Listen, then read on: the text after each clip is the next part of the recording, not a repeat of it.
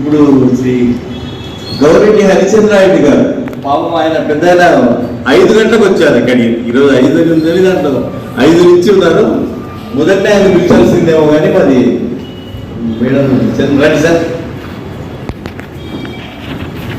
Sir దయచేసి అందరు ఇంకా అంటే సమయభావము కవిత మాత్రమే చదవండి. కొద్దిగా మిగతా ఇంకోటి కూడా ఎక్కడన్నా స్ట్రెస్ ఉంటే మీరు రెండోసారి చదవండి కానీ ఒకసారి చదవండి.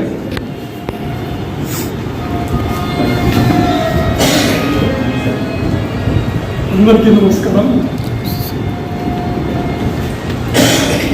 అందరికీ ప్రపంచ కవితా దినోత్సవ శుభాకాంక్షలు, శుభాభినందనలు. 5 గంటలకు వచ్చినానంటే 5 గంటలకు అని చెప్తే 5 గంటలకు వచ్చినాను. అంతే తప్ప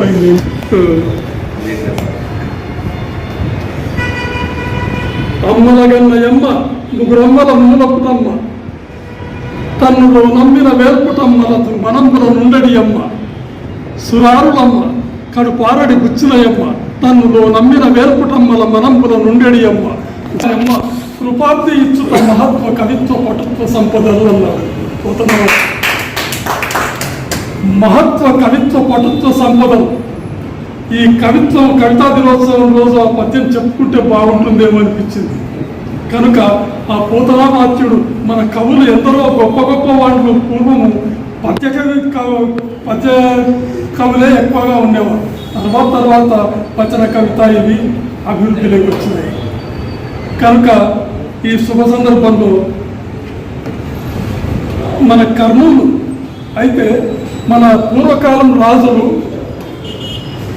ఎప్పటి నుంచో కవులను ప్రోత్సహిస్తూ వాళ్ళని మంచిగా చూస్తూ వచ్చింది. కానీ ఈ 18వ శతాబ్దం వరకు ప్రపంచంలో ఎక్కడ కూడా కవులను ప్రోత్సహించినది లేదు అని ఆ విధంగా మన భారతదేశంలో ఔన్నత్యమేమి, మన కవులను గౌరవించే సాంప్రదాయం ఏమి అనేది మనం ఈ విధంగా జ్ఞాపకం చేసుకోవాల్సిన అవసరం ఎంతైనా ఉంది. నేను ఈరోజు చదవబోయేది యోధుడు కొండారెడ్డి అనే కవిత. మన దగ్గర కర్నూలు అంటే కొండారెడ్డి గురుజు అంటే కొండారెడ్డి అనే ఒక వ్యక్తి అక్కడ యుద్ధం చేశాడు అని మన చరిత్రకారులు 3-4 రాసింది. అక్కడ కొండారెడ్డి అనే యోధుడు పాలెగాడు ప్రాతకోట నుండి వచ్చి అక్కడ చేశాడు అనే విషయాన్ని 3-4 చరిత్రకారులు మన కర్నూలు చరిత్రకారులే పురాకృచ్చింది. కనుక ఆ కొండారెడ్డి పైన రాసిన కవిత్వమే ఈ యోధుడు కొండారెడ్డి. తూర్పు దిక్కున ఆకాశాన ఒక తార ప్రభవించింది. రాతకోటపురంలో ఒక వెలుగు ఆవిర్భవించింది. ఒక యోధుని జననానికి నాంది వాచకమయ్యింది. అరివీర భయంకరుడు అతడే కొండారెడ్డి పాలెగాడు. తెల్లవారి గుండెల్లో నిద్రించిన గండర. 1-2 సార్లు ఎందుకు చెప్తున్నాను సార్ అంటే కొంచెం ఇంకా స్ట్రెస్ చేస్తే బాగుంటుందేమో అనే ఉద్దేశంతో చెప్తున్నాను. ఇప్పుడే 1-2 సార్లు చెప్పొద్దండి అన్నారు కనుక. తెల్లవారి గుండెల్లో నిద్రించిన గండరు పరపీడన పరపాలన పల్లార్చగా నిలిచినాడు. తల వంచాలని మన సంపద దోచుకొనగా వాడెవడని నినదించినాడు. ఆంగ్లేయుల శాసనాలు ధిక్కరించి కోరినాడు. ఈస్ట్ ఇండియా కంపెనీకి మచ్చమటలు పట్టించినాడు. రవిగృంకని సామ్రాజ్యపు పునాదులే కదిలించినాడు. తెలుగు పౌరుషాన్ని దొరలకు రుచి చూపించినాడు. కుట్రలతో తెల్లవారు బంధించినతని ఉరితీయగా అచ్యుతరాయలు నిర్మించిన కందనూరు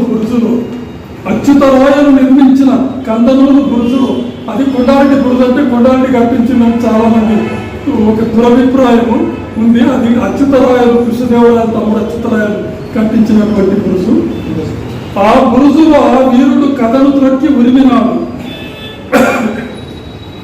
ఆ బురుజులో ఆ వీరుడు కథను త్రొక్కి ఉరిమినాడు, కథను సాగించినాడు, రక్తపు టేరును పారించినాడు. కందమూలు కిల్లాకు ఖండాంతర ఖ్యాతి తెచ్చి కొండారెడ్డి బురుజుగా జగతిన వాసికెక్క చేసినాడు. కొండారెడ్డి బురుజుగా జగతిన వాసికెక్క చేసినాడు. భరత జాతి గుండెల్లో స్వతంత్రేచ్ఛ రగిలించినాడు. భరత జాతి గుండెల్లో స్వతంత్రేచ్ఛ రగిలించినాడు. సొరంగాలు దుమికినాడు, కనుమరుగైపోయినాడు. కొండారెడ్డి బురుజులో సొరంగం ఉంది, అందరికీ కర్నూలులకు అందరికీ తెలుసు.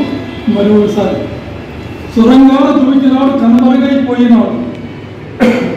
ఆ ధీరుడి శౌర్యానికి భరతమాత పులకించదు, ఆనందపు పరవశాన అబ్బురపడి తిలకించదు. ఆ ధీరుడి శౌర్యానికి భరతమాత పులకించను, ఆనందపు పరవశాన అబ్బురపడి తిలకించదు. జోహారులు జోహారులు జోహారులు కొండన్న, అవని మీద నీ కీర్తి అజరామరమన్న. ధన్యవాదాలు.